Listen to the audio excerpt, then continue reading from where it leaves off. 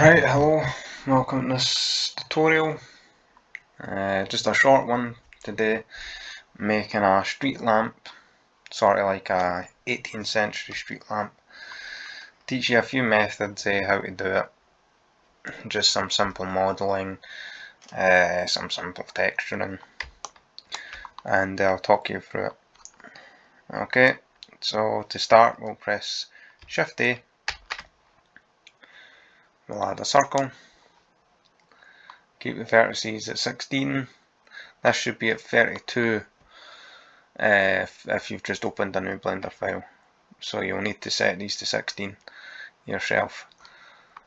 Okay, then we'll go into edit mode and we'll press E on the Z axis to pull it up like so, and then we'll press E again and S to scale like this, and then we'll press G and Z to drag up,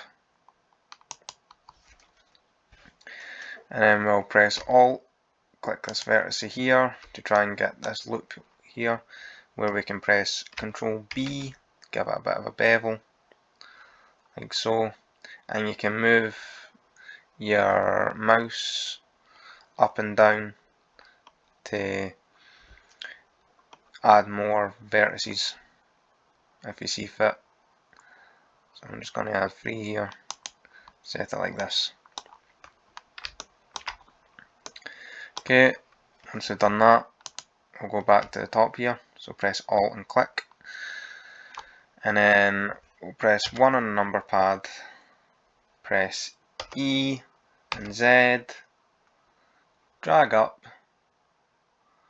roughly about here. Yep. Okay, then we'll press Control R, create a loop, drag it up and about here. Then we'll press Control R again, left click, drag down to about here. Now we've done that, we'll go on face select, click every other face along here.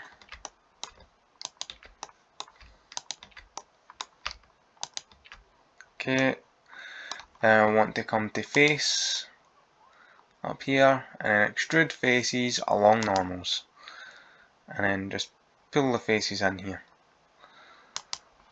Okay, it gives it a bit more detail. Okay, now we've done that, go back to our vertices, click Alt, select the vertices at the top here, then we'll go press E and Z, and E and Z again. So you should have 4 vertices here, and then you want to click the one here, right, by clicking Alt and left click, and then we'll scale out a little. Okay, and we'll press Control B,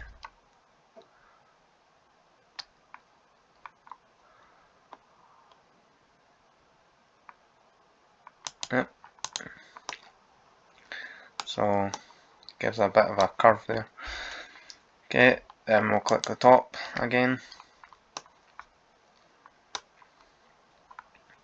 We'll press E and Z.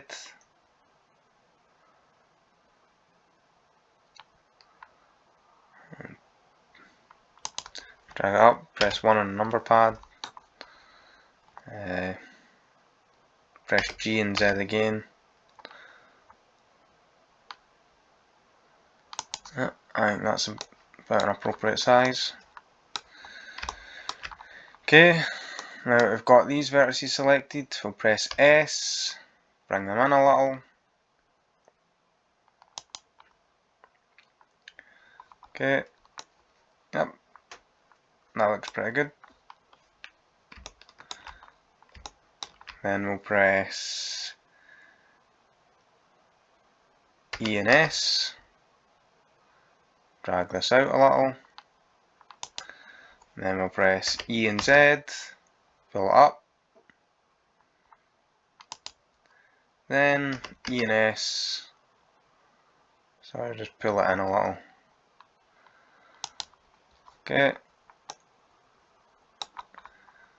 and we'll come back here, click a vertex here,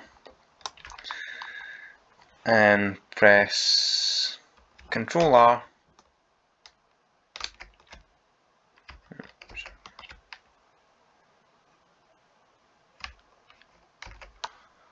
oh, there we go, and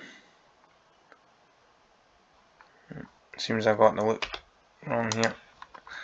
Okay, so click a vertex here, press Control R,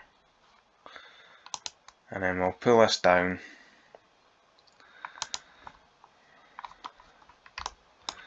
and I'll press Control R again, pull this one up,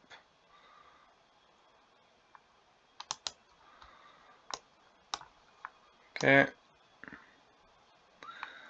Now I've done that, we'll go back to face select and try and click every other one.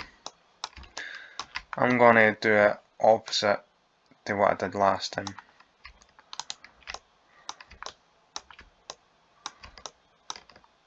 So the ones that I extruded in words here, I'm going to do the other opposite and extrude outwards here, if that makes any sense. Probably doesn't.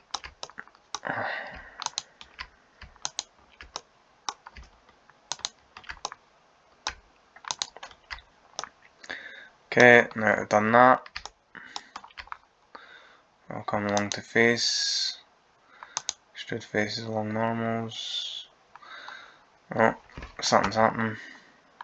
Pull them out. You could pull them out if you wanted. Just gonna pull them in a bit, like so.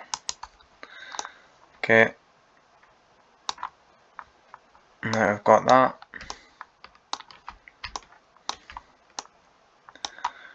We'll go back into object mode. Probably press shade smooth on this. Make sure the face orientation's right, which mine's isn't. So gonna have to press Shift N. So what you'll need to do is you need to go into edit mode. Click on something on the mesh, press A to select all, and then Shift N, and that will recalculate your normals. That's why mine was looking a bit weird there, the faces were facing the wrong way. So now that's been fixed, we can get rid of this face orientation.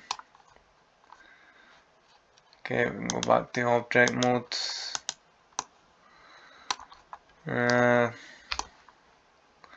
Still looks a wee bit messed up.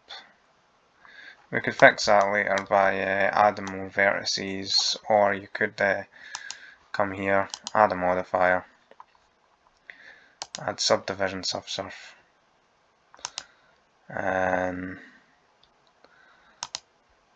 I'd probably say 3 should be enough. Yeah, looks pretty good. Okay, now to actually have the light at the top, we'll press Shift A. We'll add a UV sphere. Okay, I'll grab that, drag up the top here. I'd say probably scale this down ever so slightly. Probably come into edit mode, go back into vertices mode, click the vertex here. I'm going to try and bring all of this in, so I'm going to click on this at the top, make sure it's smooth. Okay, so when you press G and Z, it sort of flattens it.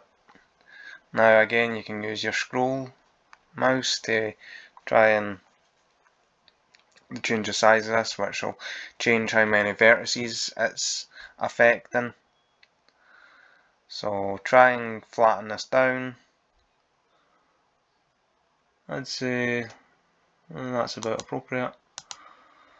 Okay, now I've done that. Go back into object mode. Probably press shade smooth on this. Grab G and try and place it in.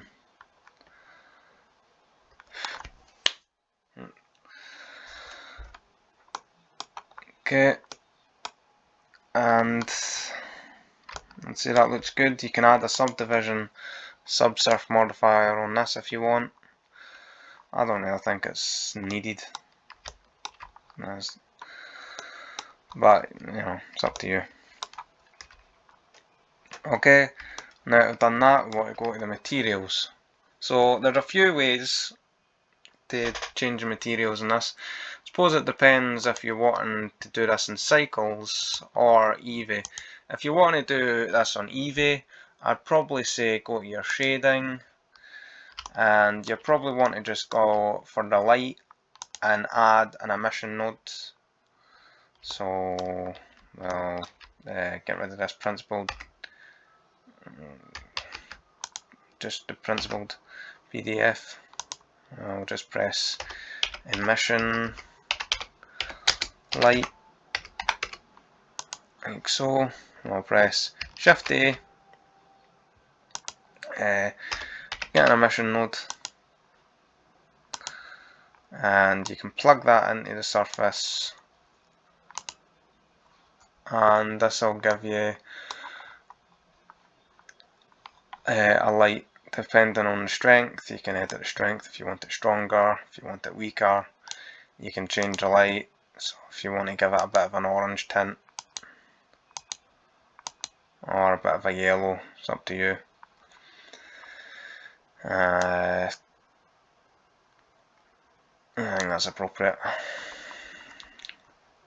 So when you come to layout mode here, go to emissions, see you've got this ball of light, it's illuminating, and to also make it look a wee bit better, you can also come into render properties here and you can hit bloom. That'll make it look a wee bit better. Okay, now for the actual post, the thing that keeps the light up in the sky. Okay, we'll click new, and we can just use the principal BSDF here. These lampposts are usually quite black, so probably blacken it a little. Shove the metallic off a bit.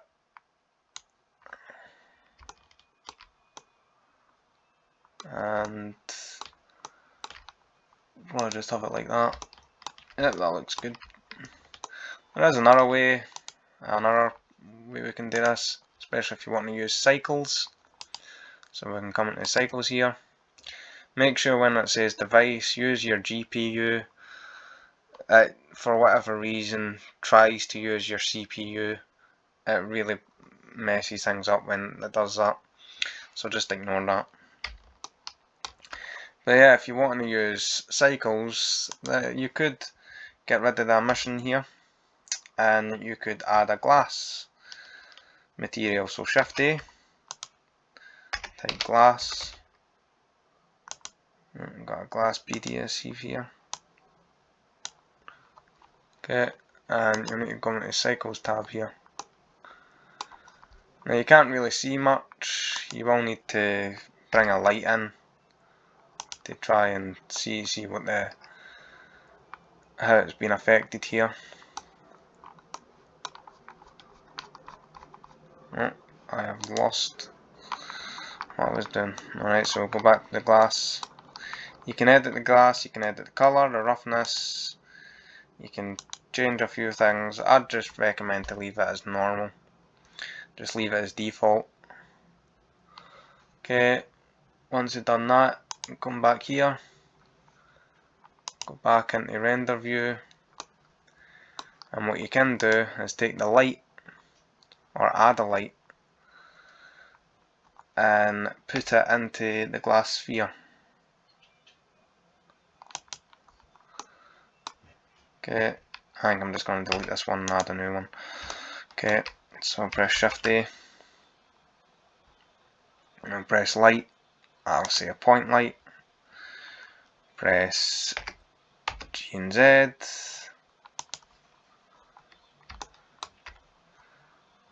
G and Z again, till it's in the sphere, like so.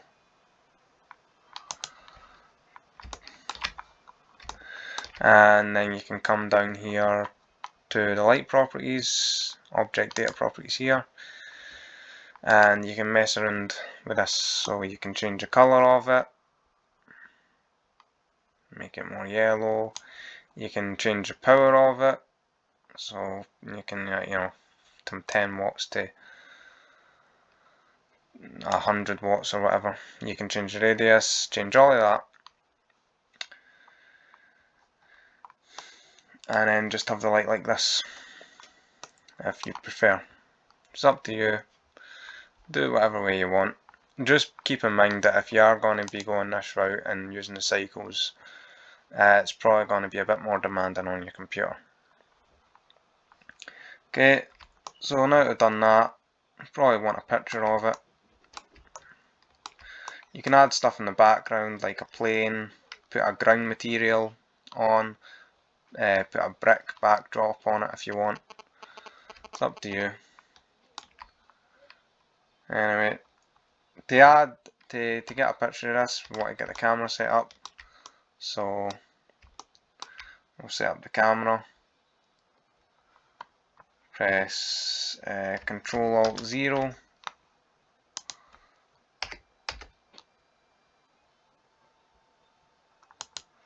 Okay. Then once you've done that, we'll come down here to render property, output properties. You can change the resolution of this camera. So 1080 by 1080 I sometimes use. Then you can sort of get a better view of it. Okay, and you can go back to the camera by pressing 0 on the number pad. Okay, you can choose where you want to save it here. You can choose the file format here, so if you're wanting a picture, just use a PNG. Okay, everything else is fine. Also, another thing I want to point out, work properties here. You can come here to colour, and you can change the colour of the background. So, you know, if you want it a wee bit blue, I'm just going with a wee bit of light blue here. And then you can change if you want it brighter, darker, etc. And then you can change the strength, which kind of just changes the brightness of it. So, you know, mess around with that to create a bit of a better scene. Yep.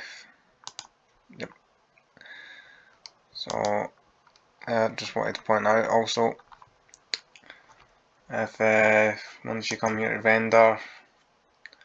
render your image. Yep, so once you render your image, you want to come up here to image, and you want to press save as, and then save it wherever you see fit in your computer. Okay, that's it. If you'd like this file, it is going to be on my Gumroad store if you'd like to get it. It's up to you. Anyway, I hope you enjoyed. See you again.